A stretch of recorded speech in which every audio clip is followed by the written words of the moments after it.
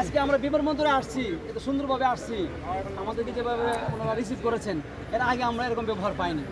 বোঝাই যাচ্ছে আল্লাহ তাআলা আমাদেরকে একটা সুন্দর দেশ উপহার দিয়েছেন স্বাধীনতার মাধ্যমে। এই স্বাধীন দেশ আনতে গিয়ে যারা শহীদ হয়েছেন, আমরা তাদের কবরের পাশে যাব, তাদের জন্য দোয়া করবো। ওখানে গিয়ে বিশ্বসেরা হাফেজকে নিয়ে যাব আমরা। এবং বন্যার্ত যারা মারা গিয়েছেন, বর্তমানে ঘরবাড়ি হারিয়েছেন, আমরা তাদের পাশে খুব দ্রুত যাব।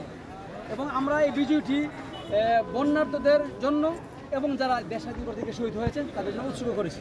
ডক্টর ইউনূস বলেছে যে এয়ারপোর্টে যারা আসবে তাদেরকে সম্মান দেওয়া হবে এবং সেই সাথে আলেমদেরকেও সম্মান দেওয়া হবে। বলেছে এই মুহূর্তে থেকে বাংলাদেশে কোনো ওয়াজ করতে গেলে, কোনো ইসলামিক প্রোগ্রাম করতে গেলে কারোর কোনো অনুমতি লাগবে না, এমনকি কোনো ফেরেশতারও অনুমতি লাগবে না।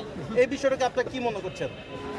এটি যুগোপযোগী একটা সিদ্ধান্ত ছিল, কারণ এর আগে আমরা বিমানবন্দরে আসলে তো এখানে আমাদের যে ব্যবহার আমরা পেয়েছি, আসলে দুঃখ, আমরা কষ্ট পেয়েছি। আমরা সারা বিশ্বের থেকে পুরস্কার নিয়ে আসছি। আমরা বাংলাদেশকে 123টি দেশের সামনে প্রেজেন্ট করেছি। আমরা বাংলাদেশকে পুরো পৃথিবীর কাছে প্রমোট করছি। আর সেখানে আমরা বাংলাদেশের জন্য ঢুকি, কারণ আমাদেরকে কেউ চেনে না, আমাদের সাথে খারাপ ব্যবহার হয়, পুলিশরা আমাদেরকে ঢুকতে দেন। এই যে আমাদের সাথে বৈষম্য ব্যবহার হয়েছে, যেটা যে এখন আলহামদুলিল্লাহ আজকে বিমানবন্দরে আমরা আগের চেয়ে একটু ভালো দিক পেয়েছি। আমরা চাই যে বাংলাদেশের যে কোনো ছেলে যারা বিশ্বজয়ী করবে, ক্রিকেটে হোক, ফুটবলে হোক, তাকে যেন তার মূল্যায়নটা করা হয়, মেধার জন্য মূল্যায়ন করা হয়, কোনো বৈষম্য যেন না থাকে। আজকে খেলোয়াড়রা ফুটবল খেলে তারা ভালো করেছে, তারা নেপালকে হারিয়েছে, আলহামদুলিল্লাহ আমরা দোয়া করি তাদের জন্য।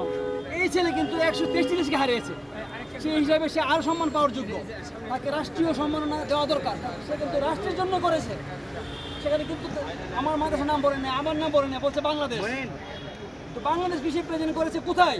যেখানে কোরআন নাজির হয়, পৃথিবীর সকল মুসলমানদের সবচেয়ে সম্মানিত জায়গা, যেটা মাসজিদে হারাম, বাইতুল্লাহর ভিতরে বাংলাদেশের নামটি ঘোষণা হয়েছে বাইতুল্লাহর ইমামদের সামনে।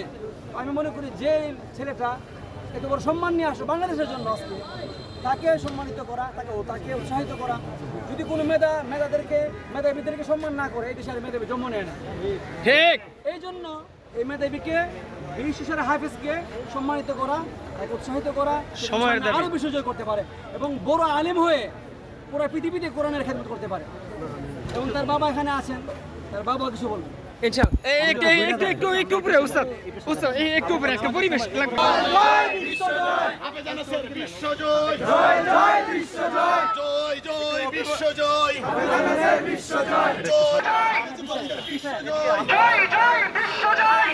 সুন্দর ভিডিও, জয় জয় বিশ্বজয়, বিশ্বজয়, জয় জয় বিশ্বজয়। নারে তাকবীর, নারে তাকবীর, আল্লাহু আকবার। বাবা একজন গর্বিত পিতা, আপনার এই মুহূর্তে কেমন অনুভূতি হচ্ছে একটু জানতে চাচ্ছি। আলহামদুলিল্লাহ, আমি রব্বে কারিমের দরবারে লাখো কোটি শুকরিয়া আদায় করি যে মহান রব আমার ছেলেকে বিশ্বজয়ী হাফিজ হিসাবে কবুল করেছেন। আমার দীর্ঘদিনের আশা ছিল, আমার মনে স্বপ্ন ছিল যে আমার ছেলে একদিন বিশ্বজয়ী করবে, আমি বিশ্বজয়ী হাফিজের পিতা হব। আল্লাহ পাক আমার এই আশাকে শেখ নেসার আহমদ নাসির সাহেবের অক্লান্ত পরিশ্রমের মাধ্যমে আল্লাহ পাক এই আশা পূরণ করেছে।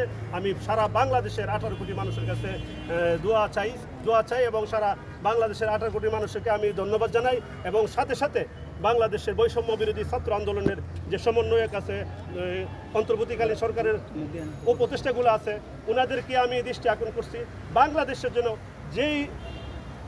যেই দাবি নিয়ে বাংলাদেশ নতুন করে স্বাধীন হয়েছে, সেই দাবি যেন পূরণ হয়।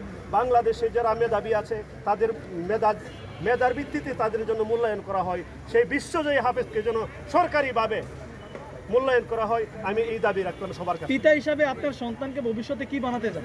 আমি আমার হাফেজ ছেলেকে আন্তর্জাতিক মানের হাফেজ বানানোর ইচ্ছা ছিল, কল্পনা ছিল, পরিকল্পনা ছিল। আল্লাহ পাক আমার এই আশা কবুল করেছে। এখন আমি বিশ্ববরেণ্য একজন আলেমে দিন হিসাবে বানাইতে চাই, এটা আমার মনের আশা। একজন বড় ইসলামিক স্কলার হিসেবে দেখতে চাই আমি। সারা বিশ্বে কোরআনের খেদমত করবে, হাদিসের খেদমত করবে, দ্বীনের খেদমত করবে, এটাই আমার আশা ইনশাআল্লাহ। দেশবাসীর কাছে এই যে নতুন করে বাংলাদেশ স্বাধীন, সেটা নিয়ে আপনারা কি বলবেন? আলহামদুলিল্লাহ, গত বছরও আমি শেখ নেসার আহমদ নাসির সাহেবের ছাত্রের সম্বর্ধনাতে ছিলাম, ফার্স্ট ক্লাস। গত বছর আমরা যে বৈষম্যের শিকার হয়েছিলাম, আলহামদুলিল্লাহ এই বছর অনেকটা ভালো। আমাদের অনেক আদর আপ্যায়ন করেছে, আমাদের অনেক সুযোগ করেছে। আমি এতেই বুঝতে পারছি যে না, বাংলাদেশের এই আইন কানুন অনেকটাই আলহামদুলিল্লাহ শিথিল হয়েছে। মানে বাংলাদেশ স্বাধীন রাষ্ট্র, একটা স্বাধীন রাষ্ট্র যেভাবে চলে ঠিক সেভাবেই চলতে হবে, সেভাবেই চলছে আমার মনে হচ্ছে। এটাই আমার কথা।